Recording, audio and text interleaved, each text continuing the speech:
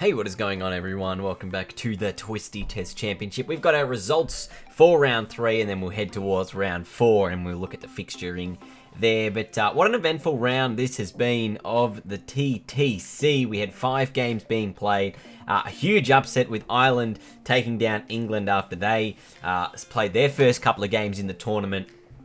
Plenty of close encounters all around. New Zealand, surprisingly, only just getting over the line, you'd say, over Afghanistan, with Australia a narrow victory over Pakistan in what is sort of a top-of-the-table clash at the top of Group A. Meanwhile, the West Indies, they continue to roll on. Obviously, they didn't quite get the win, but the drawn game against South Africa makes for a very interesting sort of last couple of rounds as we head towards that. So let's now take a look at how this makes the standings sit at the end of round 3, which means we've only got 2 games to go. This is how things are looking now. Australia on top of Group A with 2 wins without a loss. Pakistan 1 win, 1 loss, and 1 draw in second there. Ireland just behind them with 1 win and a draw. They have a slightly lower run differential there. Bangladesh and England there in the last 2 positions with 1 draw apiece. As for Group B, well, it's just as tight pretty much. Almost an identical first 3 teams there, with New Zealand 2-0, the West Indies 1-1-1, South Africa the win and the draw, and Sri Lanka the 1 win and the 1 loss from their 2 games so far.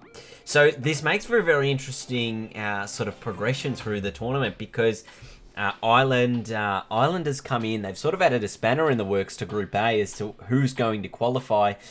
England, you'd say, obviously in the worst position here.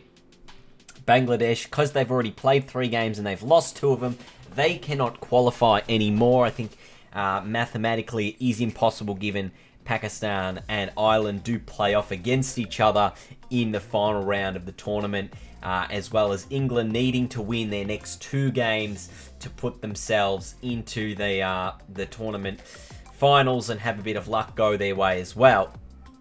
As for Group B, we look there, New Zealand, they're in the best position to qualify in that group. And then a real battle for second position, whether it's going to be the West Indies, South Africa, or Sri Lanka, who are, about to take on Afghanistan in the next round. So they could really jump up to 2 wins and the 1 loss if they get a victory there, and make for a really exciting final round of Group B action. It's all really to play for. But let's quickly take a look now at the stats. I apologize for not having these in the last video. I really wanted to get them correct, given we had a team removed, so I wanted to discount all of those totals and then bring in the new team of Ireland. So Babar Azam still the leading run scorer. Looks like he's probably going to end up there unless we see some absurd scores in the next couple of games. Brathwaite and Chase, who've played the most games so far. They've played 3 each, the West Indies. Most other sides have only played 2. I think Pakistan has also played the 3 games so far, so that's why those sort of players are on top of the leaderboard there. Matthew Wade, the high-scoring Australian, with 216 after his match-winning knock against Pakistan. As for the wickets, well, it's Yamal Warrican, who's got 20 over Zahir Khan, Nathan Lyon, Afridi, and Yasir Shah on 15 wickets apiece. And the lone South African there is Rassie van der Dussen on 213 runs.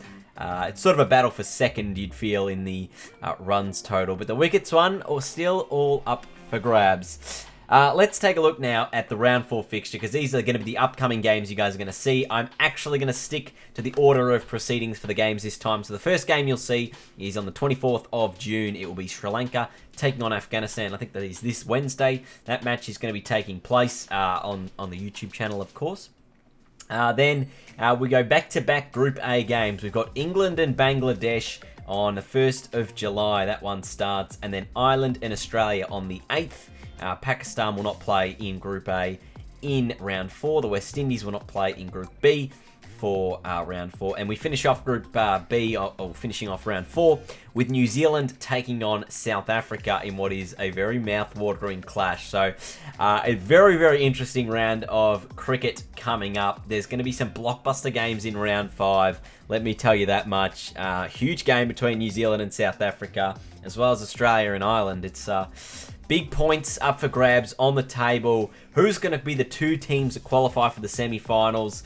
We'll know a bit more maybe after this round. But thanks for watching. I'll see you guys later. Enjoy round 4.